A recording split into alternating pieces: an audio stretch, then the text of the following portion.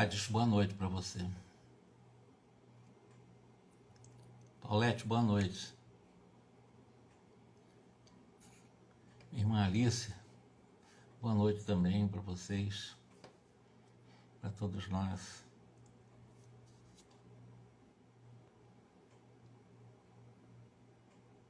Então tá.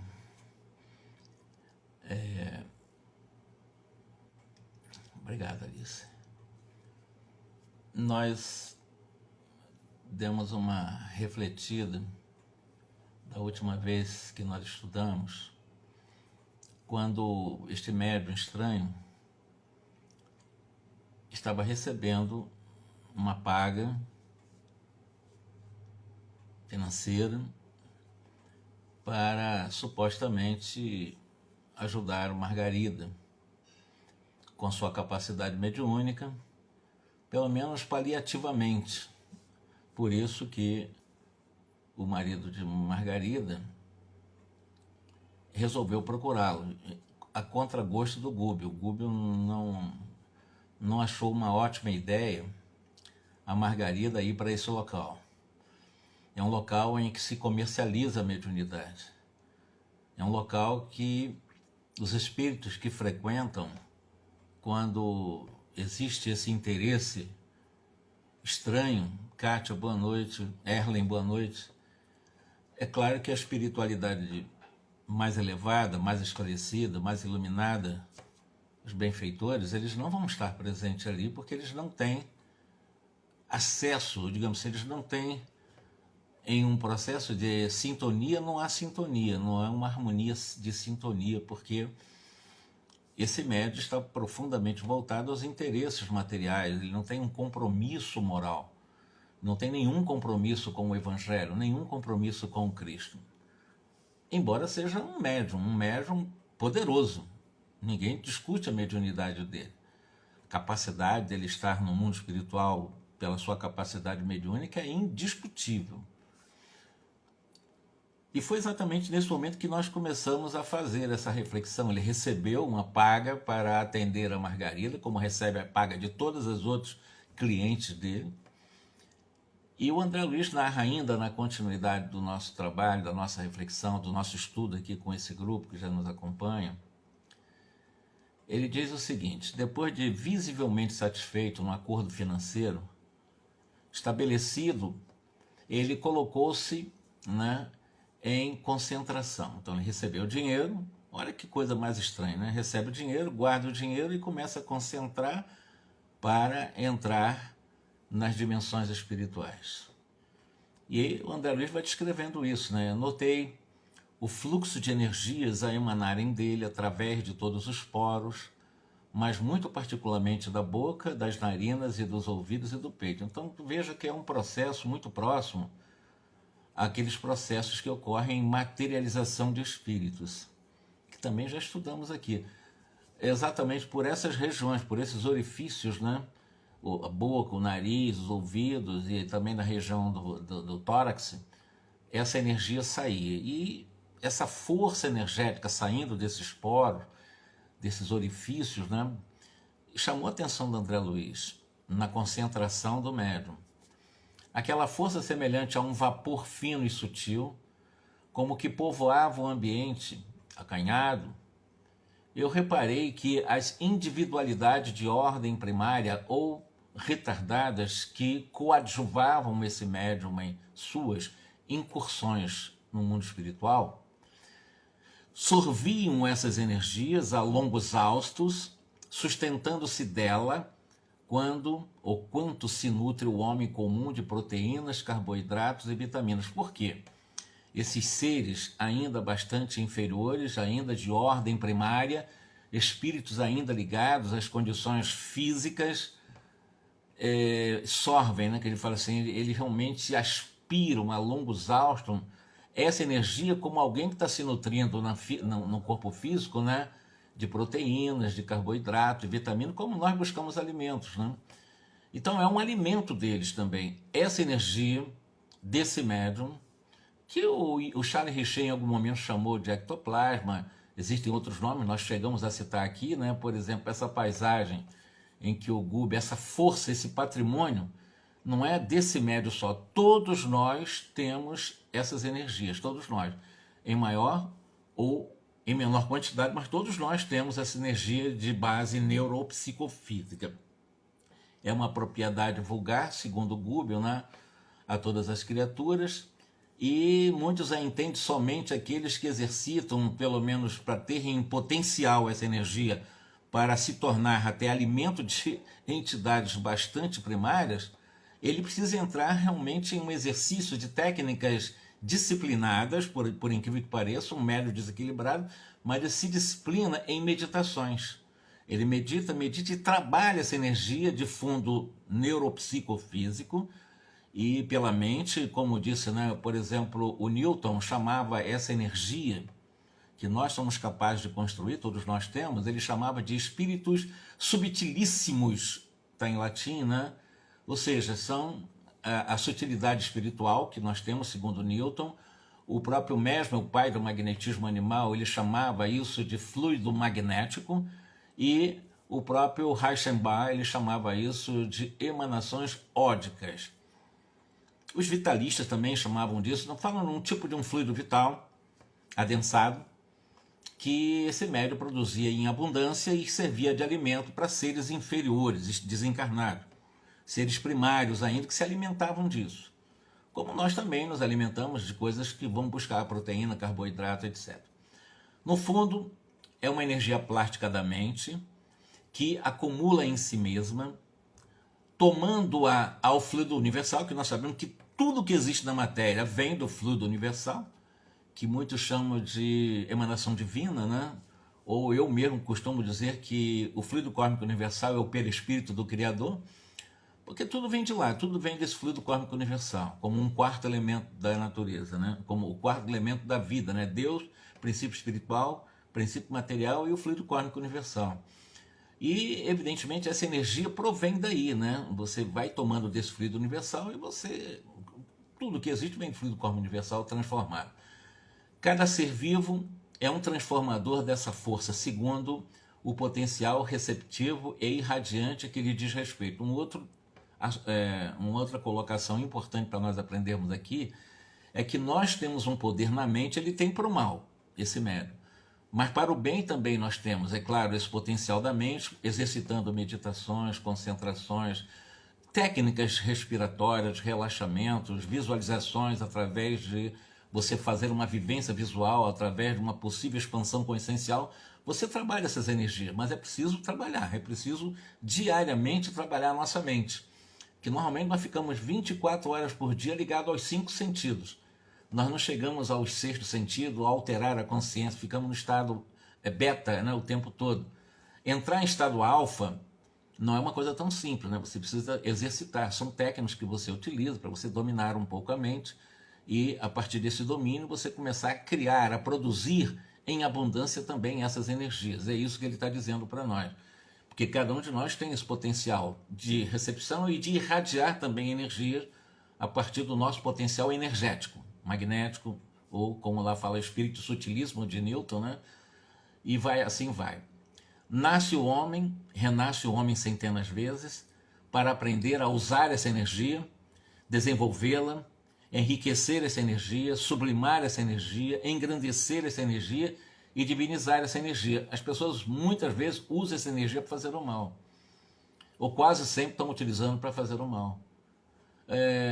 Essa energia também funciona até sob o ponto de vista quando a pessoa entra na casa de alguém e tem assim, uma energia negativa emitida por uma planta bonita. A planta vai acabar se exaurindo e morrendo.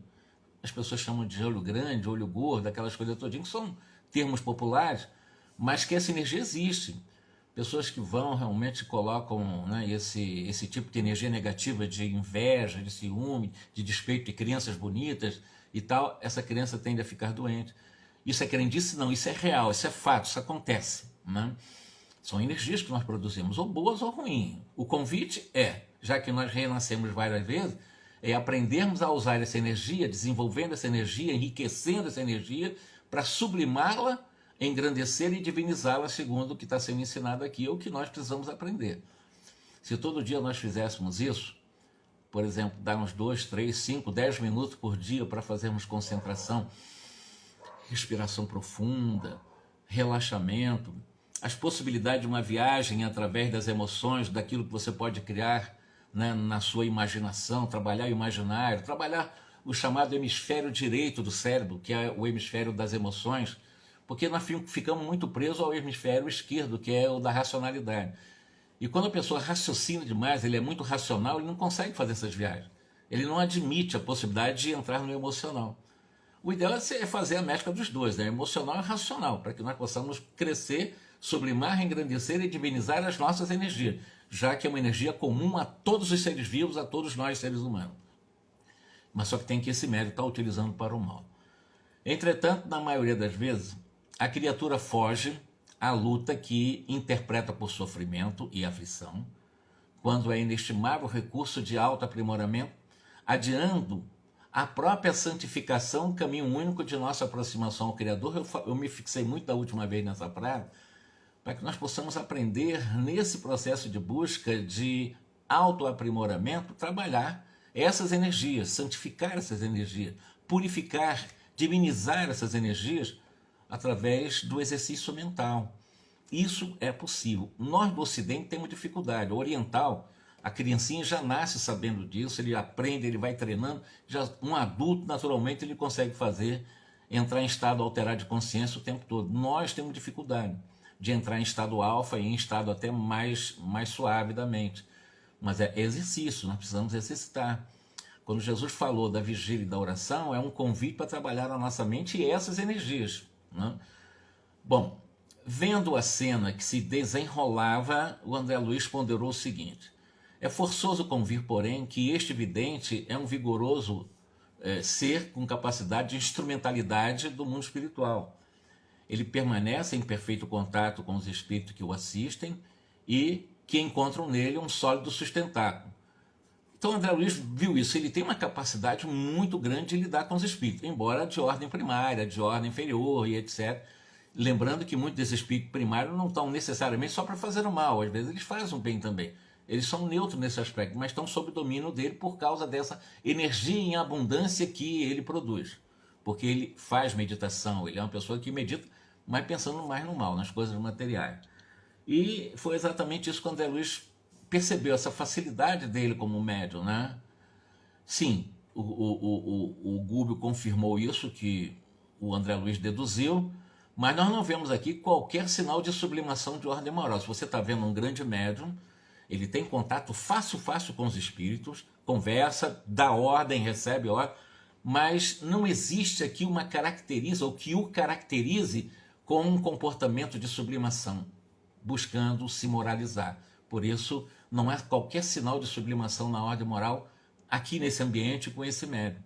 Ele está vendendo a mediunidade, ele está comercializando a mediunidade. E esse médium, né, que tem essa facilidade com a esfera espiritual, ele diz o seguinte: ao homem comum, sintoniza-se com as emissões vibratórias das entidades que o acompanham em posição primitivista, pode ouvir-lhes os pareceres, registrar-lhes as considerações, entretanto, isto não basta como médium. Desfazer-se alguém do veículo de carne não é iniciar-se na divindade, e os espíritos não sabem tudo. Em outras palavras, ele tem a capacidade de entrar em contato com o mundo espiritual, com a mediunidade extraordinária que ele tem, mal utilizada, mal empregada, sem nenhum tipo de compromisso moral. Tentar buscar no mundo espiritual resposta para tudo, é porque assim, os desencarnados, eles não conseguem realmente dar resposta para tudo. É um grande médium, ele adentra nas esferas espirituais, mas ele vai ter seus limites, porque vai estar exatamente sendo acompanhado por espíritos extremamente limitados. Olha outra frase que ele usa aqui que merece as nossas reflexões. Há bilhões de espíritos em evolução que rodeiam os encarnados. Então vocês imaginam, nós estamos cercados de bilhões de espíritos, de desencarnados, né? Em todos os círculos de luta, espíritos muito inferiores em alguns casos, e que facilmente se convertem em instrumentos passivos dos seus desejos e paixões. Vocês imaginam nós estarmos sob o impacto, uma pressão permanente de bilhões de desencarnados. bilhões. Nós temos 7, segundo o Emmanuel, uma estimativa aí, nós estamos com mais de 7 bilhões de seres humanos encarnados, mas há 3 vezes maior número de desencarnados ligados aos compromissos da Terra. Então, considerando isso, nós temos pelo menos 20 a 21 até 23 bilhões de desencarnados e muitos deles em condições muito inferiores aos atuais seres humanos. Imagine o que é o ser humano hoje, né? Uma sociedade extremamente carcomida de tanta defecção moral e, de repente, espírito mais inferior do que muitos homens encarnados. Quer dizer, é uma batalha cá para nós. Não é uma coisa tão simples assim. Nós somos 7 bilhões, 3 vezes maior número de desencarnados, que envolvem-nos, rodeiam-nos o tempo todo, em nosso ciclo de luta, né, de experiência na vida terrena, e muitos desses seres muito inferiores, em alguns casos muito inferiores mesmo, e acabam utilizando de nós, conforme a palavra dele, instrumentos passivos dos seus desejos e paixões. Ou seja, nós nos apassivizamos, nós ficamos passivos às influências desses bilhões de espíritos em evolução primária. É fácil fazer o bem? É trabalhoso. Sermos bons é trabalhoso, porque além dos encarnados, que também são obsessores, muitos deles, nós temos esses bilhões de desencarnados que também acabam se tornando, nós nos tornamos muitas vezes instrumentos passivos dos seus desejos, das suas paixões, das suas maldades, das suas artes. Se eu posso chamar de arte a maldade, né? De fazer arte, né? Daí o imperativo de muita capacidade de sublimação para quanto se consagra ao intercâmbio entre os dois mundos. Porque se a virtude... Olha que frase bonita que ele vai usar. Bonita, interessante e bastante preocupante. Virtude é transmissível. Como uma gripe, você pode transmitir uma gripe, né? Outras coisas você pode transmitir, lembrando uma questão de transmissão. O que você pode transmitir? Mas o mal é epidêmico. Então, o bem, como ele fala, virtude, você pode ser uma boa referência e transmitir estímulos para as pessoas buscar as suas próprias virtudes e se conectar com, na sua capacidade de sublimação, com as altas esferas. Sair dessa pressão de bilhões de desencarnados e outros bilhões de encarnados nos induzindo, tentando realmente nos induzir para fazer o mal. Então, isso é muito importante. Virtude é transmissível. Nós podemos realmente ser boas referências. Mas o mal é epidêmico, ou seja, o mal tem muita força na Terra, embora eu ache que na Terra encarnado ainda existe mais o bem do que o mal, no sentido de o mal faz muito barulho também, porque o mal acaba se espalhando como uma epidemia. Então a gente precisa ter um pouco de cuidado em relação a como nós estamos nos guiando. Viu uma cena ruim, uma notícia ruim, se você entrar em sintonia, você vai trazer doença para você. Você fica com raiva, fica com vontade de vingança, fica querendo fazer justiça com as suas próprias leis, com as suas próprias mãos. Viu? Ore, passe, porque cada coisa ruim que você fixar, seja nas discussões políticas, seja nas discussões religiosas, seja nas discussões até bobas de futebol, essas coisas trazem coisas ruins. Escutou, ouviu uma cena ruim, escutou uma mensagem ruim, escutou uma notícia ruim, ao invés de você ser impulsionado pela potencialização da agressividade de uma notícia, de alguma imagem, de alguma fala, você vê, é impossível você não ver, mas filtra e supere. Porque se alimentar você fica doente. Porque o mundo está cheio dessas mensagens, de apelos para a violência, de apelos para, de alguma forma, agressividade. Então nós temos que estar atentos, como dizia Jesus. Senão nós assimilamos isso também e nos tornamos mais um, né, nessa humanidade totalmente ainda doente, carcomida de violências. Nesse ínterim, reparamos que o médium, desligado do corpo, se punha a ouvir atenciosamente justamente a argumentação daquele espírito anão que foi assalariado pelo Saldanha, né, e que era o mais inteligente desse grupo, desse espírito mais primário.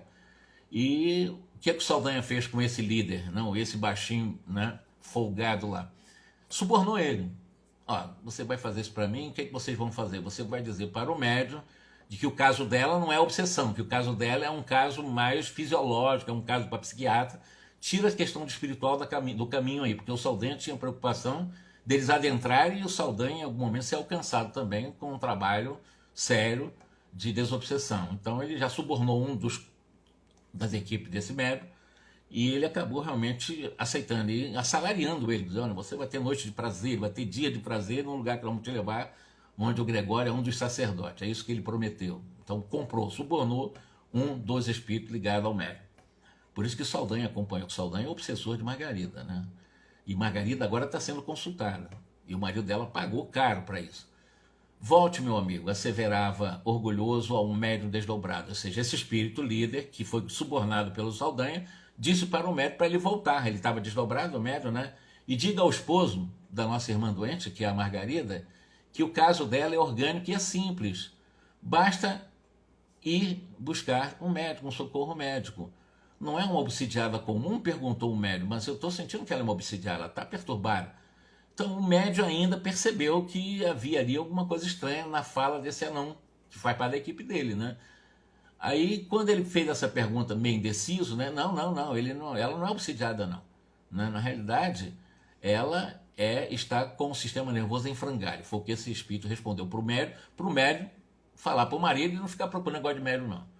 Esta senhora, que é a Margarida, é candidata aos choques da casa de saúde, isso é casa de repouso, nada mais.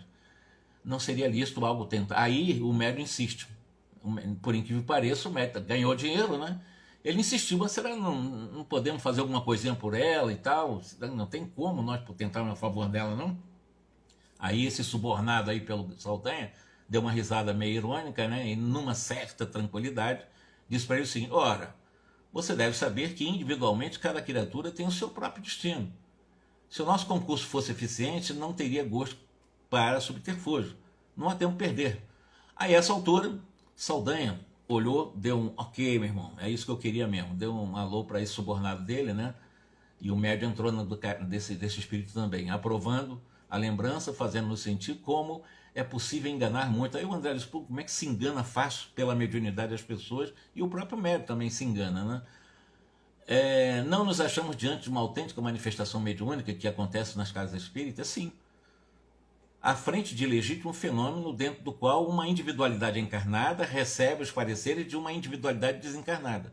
Entretanto, André, os encarnados vão compreendendo agora que o fenômeno em si é tão complicado, é tão rebelde quanto um rio encachoeirado que rola a esmo, sem comporta e sem disciplina. Ou seja, se o médium é desequilibrado, não estuda, por exemplo, um médium espírita, ele se candidata a trabalhar na mediunidade no campo da desobsessão ou da educação da mediunidade, etc. Se ele não conhecer minimamente o livro dos médiuns, eu não me aventuraria a trabalhar com mediunidade.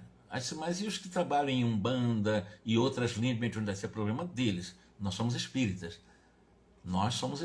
Portanto, o convite é estudar para que nós não sejamos exatamente manipulados. E já estudando bastante, temos tendência a entrar na deles, né, dos espíritos enganadores. Então quando o Gubbio dá essa explicação em relação ao comportamento espírita, ele diz exatamente para o André o seguinte: olha, André, jamais endossaremos um espiritismo dogmático intolerante, não é isso que eu estou dizendo aqui. É importante, porém, que o médium alimente, quando, no exercício da mediunidade, a sintonia de conexão com Deus pela prece, uma renúncia edificante ao mundo egóico, do eu, das paixões, das seduções, ao espírito de trabalho, de serviço e a uma fé racional renovadora. Então são quesitos importantíssimos como a prece, a renúncia, o trabalho e a fé racional. Senão não seremos bons médios. Seremos médios joguetes, passivos, quase sempre, por não ter estudo. Nós vamos ficar num processo de passividade das influências e das paixões dos bilhões de desencarnados, muitos deles inferiores ainda aos seres humanos, que ainda são muito inferiores na Terra, encarnados. Através de padrões morais nobilitantes, a fim de que nos encontremos realmente num serviço de elevação para Deus, para o Supremo Criador, para o Pai, como chamava Jesus. Temos aqui um médium de possibilidades ricas, sem dúvida, ele é um grande médium, tem uma possibilidade de adentrar no mundo espiritual com muita amplidão, com muita capacidade mesmo, muita sensibilidade, até porque ele faz meditação para isso, para o mal, né? Porque eu sugeri aqui fazer meditação para o bem o tempo todo, orar, darmos 5, 10 minutos por dia para trabalhar a nossa mente e tentar pela meditação fazer entrar em estados alterados possíveis. através de você imaginar a natureza, imaginar o sol, imaginar esse belíssimo céu, imaginar as flores, as árvores, enfim, criar coisas positivas.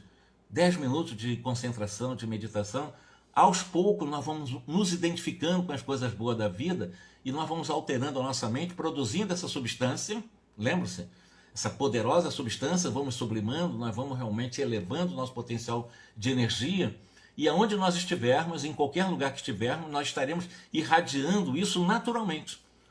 As pessoas sentirão isso, de que nós estamos realmente com uma vibração diferente, com uma energia diferente para o bem. Como existem pessoas que você se aproxima, você sente, começa uma abração de boca, começa a drenar energia esquisita, porque as pessoas são o que eu poderia chamar verdadeiras vampiras de energia. Elas são tão invigilantes que elas acabam atraindo para elas as próprias energias das pessoas que são invigilantes. Aí você começa uma abrição de boca, dá um cansaço, dá uma gastura assim na região do plexo solar, que é a região do estômago, né? Então tem pessoas que, porque não vigia. Agora nós não, se nós estivermos fazendo isso, meditando, orando, pacificando a nossa mente, entrando nesse estado possível, alterado, em estado alfa possível, 10 minutos por dia, nós vamos produzir uma energia radiante, ou seja, nós vamos irradiar luz, nós vamos irradiar muita energia. Nós vamos criando uma nova natureza, uma nova versão para nós. Isso é possível exercitando com técnicas a nossa mente. Eu disse técnicas, são essas meditações, orações, concentrações, respiração profunda, relaxamento. Dá um tempo para você, 10 minutos. E a gente vai melhorando também esse nosso estado energético, né? Bom, então nós temos aqui um médium poderoso, evidentemente, mas pelo simples comércio vulgar que ele reduziu a movimentação da sua faculdade mediúnica, ele não desperta admirações construtivas naqueles que o buscam. Ou seja, quem busca um médium desse está com boas intenções? Não, porque um médium desse é buscado para fazer trabalho mal para os outros também. Assim como está fazendo bem, existem pessoas que vão querer fazer mal para os outros, como eu disse lá no início. Então, se esse médium em contato com esses espíritos primários, alguém realmente assalariar, aí ele já está sendo assalariado, mas ele que também vai assalariar esse séquito de espíritos primários para o mal, esses espíritos vão fazer o mal. Como diz, eles fazem o mal e fazem o bem. Então, como estão ligados a ele como funcionários dele, desse médium, que é poderoso, evidentemente alguém pode ir lá para querer fazer mal a alguém, a muitas pessoas. Isso é possível e isso tem se feito na Terra o tempo todo. Pessoas querendo destruir a vida das pessoas, destruir casamentos, destruir emprego de pessoas, destruir a vida de empresários. Isso existe demais na Terra. Nós não podemos desconsiderar que isso é real e que esses médios, infelizmente, existem, né? E eles poderiam ser cooperadores valiosos na mão de espíritos bons, dependendo das circunstâncias, mas quem é que vai buscar um médium desse? É o que ele diz, né? Já que ele movimenta as mediunidades para o comércio, ele só vai despertar a atenção de pessoas que querem fazer o mal, até para pagar para isso, né? Enfim, ele pode ser um cooperador valioso em certas circunstâncias, mas não é um trabalhador ideal, esse caso, porque na realidade ele não consegue chamar para ele, num trabalho que ele está fazendo, ou provocar, né, ele não é suscetível a provocar um interesse de espírito superior. Não tem como, porque ele é um espírito ligado, infelizmente, a essas entidades primárias, embora maravilhosa mediunidade que ele tem. Os benfeitores não se animariam a transmitir grandes instruções por intermédio de servidores desse tipo, embora bem intencionados, mas que não vacilam em vender as essências divinas em troca de dinheiro, em troca de recursos monetários. Quer dizer, não é fácil. E tem muitos médios. Aqui na W3 em Brasília, tá? Na época eu cheguei aqui, que tinha de casa assim na beira, na orla da W3, mil de casas de videntes espíritas, né? Ganhavam dinheiro. Pouco tempo estavam construindo casas de 2, 3 andares ali. Ganhavam muito dinheiro. Eu não sei se aí, porque essas coisas acabaram sendo realmente mais vigiadas pelo Serviço de Segurança Pública, uma coisa assim, e viu que isso aí realmente é perigoso para a sociedade. Mas o que tinha de mães disso, mães daquilo, dizia-se vidente espírita para ler mãos, ou seja lá o que diabo eles usam, me perdoe o termo, e ganhavam muito dinheiro com isso, comercializando. E tinham mediunidade, ninguém vai discutir que eles não têm mediunidade, mas para comercializar e fazer o mal, né? Então, a espírito superior não vão estar ali, obviamente que não. A prece sentida, quando a pessoa faz a prece, aumenta o potencial radiante da mente. Lembra que a prece, a renúncia, a bondade, o trabalho, que é importante para nós médios. Então a prece, quando você faz a prece você não tem modo, forma para fazer, você faz a qualquer hora, todos os momentos da sua vida você pode fazer a prece. Porque a prece é essa busca pelo pensamento de uma conexão com o nosso Criador. Isso é absolutamente possível, independente de qualquer religião, de qualquer lugar. Qualquer momento que você está se conectando com Deus, haverá um potencial de irradiação das suas próprias energias, dessa sua mente, que vai dilatando essas energias, vai enobrecendo o seu potencial, e você realmente começa a entrar em contato com as energias boas da vida espiritual. E com certeza você vai ter como retorno as boas ideias, as boas intuições, as boas escolhas, vai ter uma vida mais tranquila, porque você está orando. Uma vida muito mais segura. Não que você não vá passar pelos problemas, que não vai ter os desafios, vai, mas com muito mais fortaleza. A oração, quando ela é sentida, ela aumenta esse nosso potencial de irradiação das nossas energias boas. Isso que ele está dizendo para nós. E a renúncia, né? A renúncia à bondade educam todos os que se lhes acercam da fonte enraizada no sumo bem. Não basta exteriorizar a força mental de que todos nós somos dotados e mobilizá-la. É indispensável, acima de tudo, imprimir-lhe direção divina, ou seja, a força mental esse médium tem, mas está não fazendo um direcionamento, imprimindo uma direção sadia, adequada. Inadequada é a direção que ele está imprimindo a sua força mental para o mal, por interesse mesquinho, por interesse financeiro. Agora, quando nós conseguimos realmente, acima de tudo, imprimir uma direção divina, encontrar Deus com humildade, com renúncia, com bondade, com vontade de trabalho, pela oração nós vamos ao infinito, porque a oração está infinitamente muito além do espaço e do tempo. Está muito além do agora, mas muito além do agora, e muito além do aqui. Porque a prece é uma coisa, você entra numa dimensão extraordinária quando você ora com sentimento. Você entra numa dimensão muito diferente. Quando você ora com sinceridade, com sentimento, você realmente consegue entrar em êxtase. É uma coisa, quando você ora mesmo com sentimento. Então é uma técnica também, você aprender a orar. É muito importante aprendermos a orar. Orar não é decorar, Pai Nosso, nada disso. Orar é esse colóquio íntimo com você mesmo também. Encontrar Deus em você. Eu não disse que nós somos luz. É se identificar com a luz que somos e encontrar a luz maior que criou a luz que sou. Ou seja, é todo um trabalho também de introspecção pelo autoconhecimento. Saber como é que nós funcionamos por dentro. Como é que eu funciono por dentro? Como é que eu posso investigar as leis que eu trago na minha consciência? Não vai cair do céu. Não adianta eu cruzar meus braços, eu vou terceirizar isso, que o meu mentor vai fazer isso por mim, eu vou chegar cheio de luz depois que eu desencarnar, porque ele vai fazer isso por mim. Não. Eu reencarno para fazer isso. O convite é para mim. A caminhada é minha. Eu sou convidado a caminhar. Não são eles que vão caminhar por mim. Então, oração, usar a mente para o bem, usar o pensamento para o bem. Todo pensamento gera sentimento. E todo sentimento deságua no corpo físico na forma de emoção. Então, toda emoção, tristeza, alegria, ódio, tudo são emoções. Essas emoções são resultado de sentimentos que já vêm do pensamento. E o pensamento nós extraímos de onde? Do mundo mental, da nossa mente. E o que é a nossa mente? A nossa mente é toda a soma de experiências que temos de várias encarnações. Nós temos ali um mapa cognitivo, um mapa de aprendizado. Coisas boas e coisas ruins. 95% desse mapa cognitivo, que faz parte do nosso aprendizado de outras vidas, está no subconsciente. Nós não temos noção, nós precisamos vasculhar. Por isso que eu falei. Entrar em estado alterado de consciência, você pode buscar coisas boas que tem de lá. Tem muita coisa ruim também nesses 95% do nosso subconsciente, porque consciência, 5% só. Isso os estudiosos sabemos, né? Então vamos lá. É indispensável, acima de tudo, imprimir uma direção divina. E é por esta razão que batalhamos pelo Espiritismo com Jesus. Única fórmula de não nos perdermos em maléficas aventuras como esse médium.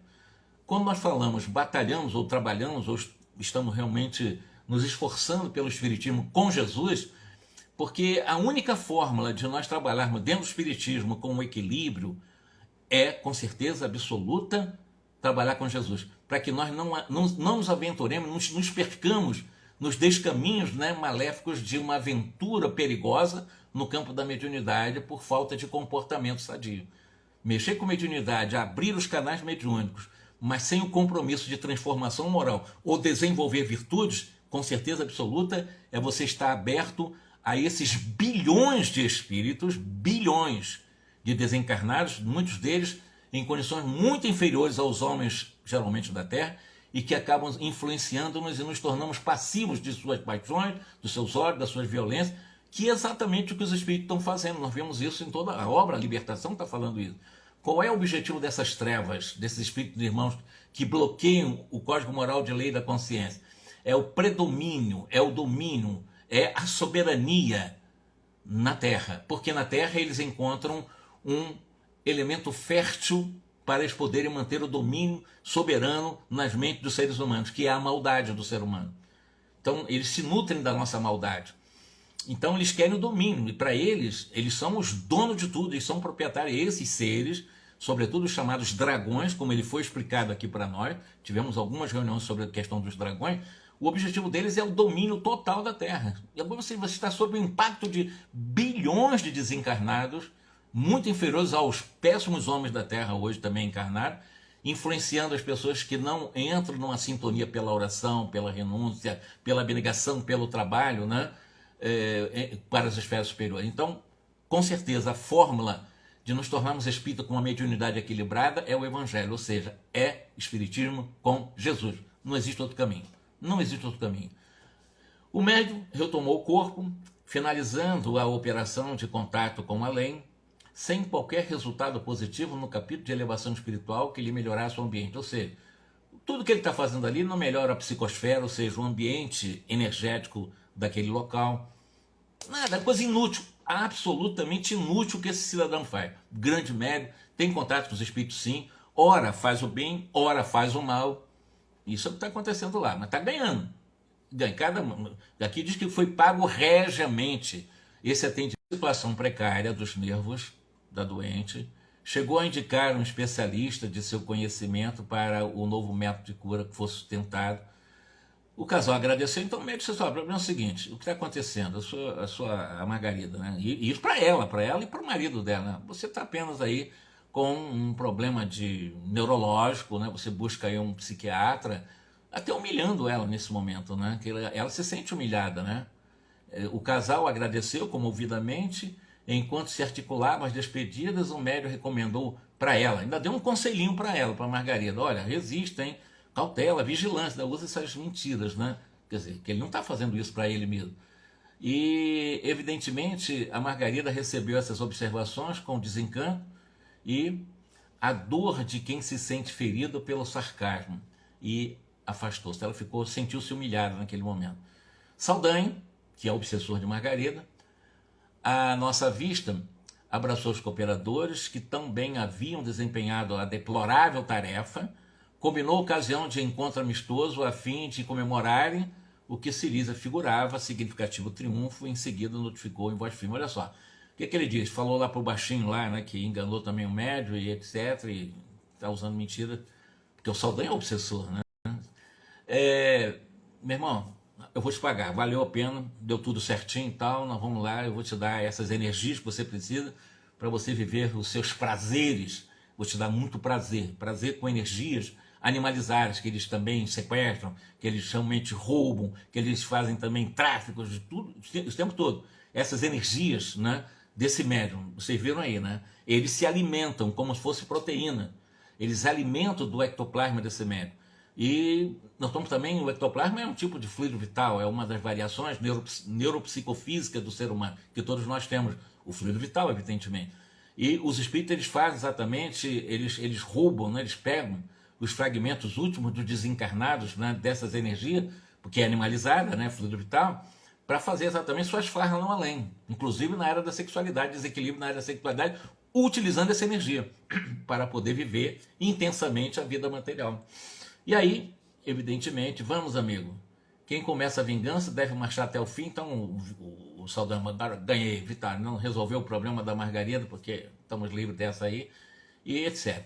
Agora, nós vamos entrar no 10º capítulo, que para mim eu até estou falando até para Eleusa, minha esposa, assim, como o André Luiz na sua narrativa traz informações extraordinárias, tanto é que agora vai sair o segundo filme, né, de Nosso Lar, 10 anos depois, que na realidade na sequência é o Livro dos Mensageiros, que eu também estou estudando para a TV Chico Xavier.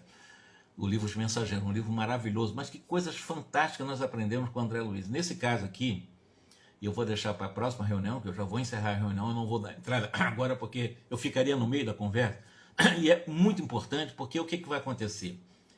Na realidade, o casal vai voltar para casa, o Saldanha vai voltar para casa, não resolveu o problema dela, né? Então voltando a casa, à noitinha, Saldanha, ele manifestou a sua vontade, né, de visitar o seu filho Jorge, meu xará lá, que é filho dele, que está louco também, preso, né? Porque ele foi tido como assassino, ele teria matado alguém num latrocínio,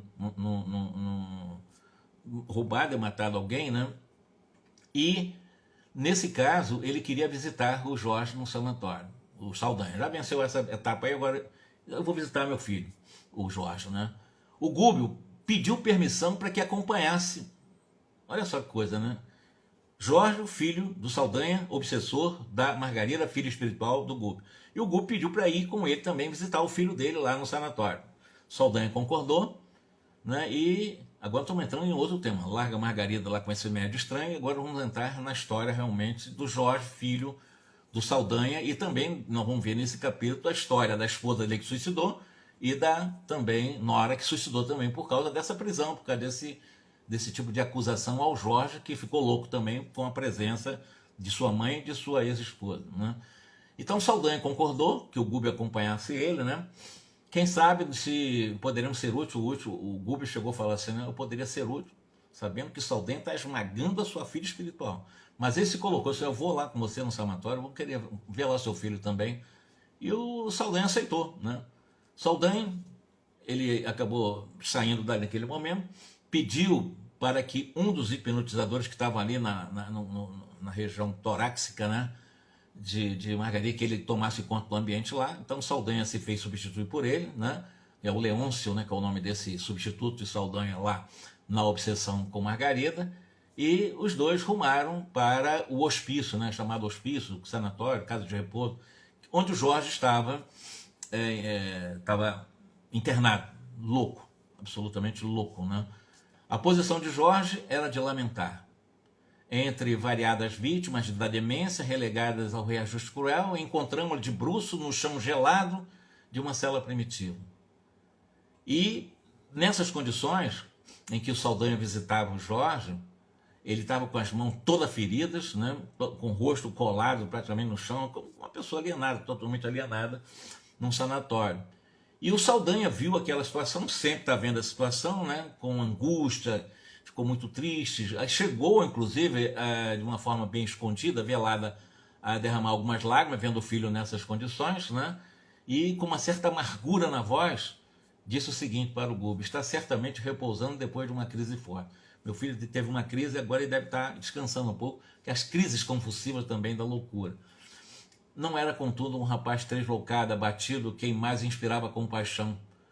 Agarrados a esse rapaz, dizia o André Luiz aqui, estava exatamente a sua mãezinha e a sua esposa desencarnadas, vampirizando-lhe os recursos orgânicos. E a partir dessa visão, desse quadro, desse cenário, onde estavam exatamente estirados tanto a esposa como a mãe dele e ele, todos estirados no chão de um sanatório, e o Saldanha vendo tudo isso, amargurado, né? Evidentemente, ele estava muito chateado, porque ele sabia que o filho dele não era um assassino. Então, por isso que ele estava se vingando do juiz, que é o pai de Margarida, através de Margarida. Está se vingando do juiz através de Margarida. Mas, como eu disse, eu vou parar por aqui, né, nesse momento desse estudo, porque eu não queria ficar na metade desse lance do Gúbio, Saldanha, André Luiz acompanha. O André Luiz é o narrador, ele só vai vendo, vai tendo algumas ideias, mas o fato está correndo e as instruções é do Gúbio, né? E o que vai acontecer nesse encontro? O que o Gúbio vai poder fazer? Como ele vai fazer? Porque lembre que ele não fez até agora pela filha. Está vendo a filha tomando pancada e está na dele, né? E nesse momento a gente vai começar a ver uma guinada aí de 180 graus do comportamento de Gúbio com Saldanha. E é isso que me mostrou a capacidade de André Luiz de fazer uma narrativa num encaixe extraordinariamente, assim, tanto como é real, né? Que nos seduz, que nos prende, né? Que nos cativa a capacidade narrativa do André Luiz desses fatos, visto pela ótica de um espírito, né? Para nós encarnados aqui, como é que as coisas se desenrolam. E, sobretudo, num cenário de extrema penúria, de sofrimento, como um sanatório. E de um obsessor mor, um chefe de equipe, que é o Saldanha, diante do seu filho, da sua esposa, que cometeu o suicídio, e da sua nora que cometeu o suicídio, e o filho ainda encarnado, mas internado num sanatório, preso num sanatório, né? Eu vou deixar então para a próxima, eu vou deixar realmente para vocês aqui um excelente final de noite, um dia de quinta-feira maravilhoso também, sexta também, sábado também, domingo também, mas sempre lembrando que é importante o uso da nossa mente para o bem, como eu disse, exercitar o nosso potencial de irradiação de energias positivas através de toda uma disciplina da nossa mente, orando, vigiando, fazendo as possíveis visualizações pela meditação. Aprender, a gente pode buscar no YouTube, é fácil você buscar como é que se medita, fazer meditações. É muito importante fazer meditação. É muito importante fazer meditação. Eu vou repetir isso 1000 vezes. É muito importante nós aprendermos a fazer meditação. Trabalhar a nossa mente para o bem. Alterar os estados desses 5 sentidos só e entrar em possíveis outros sentidos a partir dessa alteração consciencial e começarmos a viver uma vida mais leve, mais suave, mais contente conosco mesmo. E a partir dessa leveza íntima, o que está fora não vai nos perturbar com tanta facilidade. Esse é o caminho, né? Então, um grande abraço para vocês, tá bom? Boa noite, muitíssimo obrigado. Sintam-se abraçados aí, tá bom?